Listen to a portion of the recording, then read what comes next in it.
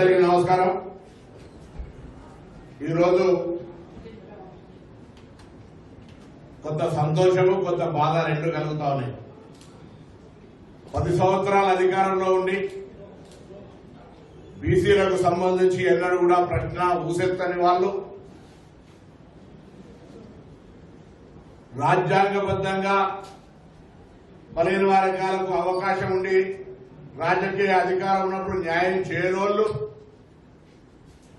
సంస్థాగతంగా బలహీన వర్గాలకు అవకాశం ఇయ్యనోళ్ళు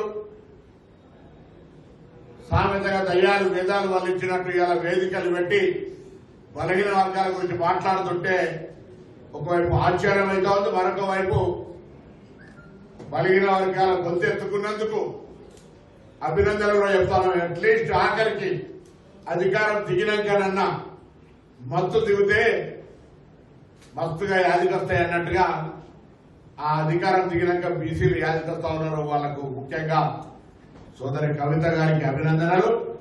మీ పార్టీల ప్రభుత్వాన్ని అడిగే ముందు తెలంగాణ రాష్ట్ర సమితి ఎలియాస్ భారతీయ రాష్ట్ర సమితి మీ పార్టీలో ఉన్నటువంటి అధ్యక్ష పదవిని, కార్యనిర్వాహక అధ్యక్ష పదవిని, శాసనసభ పక్ష నాయకుడిని 3 పదవులలో ఒకటి ఉంచుకొని ఒకటి బీసీలకు, ఒకటి ఎస్సీలకు, ఉపసభానాయకత్వం ఒకటి మైనారిటీలకు ఇలా అవకాశం ఇచ్చి మీ నిబద్ధతను చాటుకొని ప్రభుత్వాన్ని ప్రశ్నించే అవకాశాన్ని తీసుకోమని కోరుతా ఉన్నా।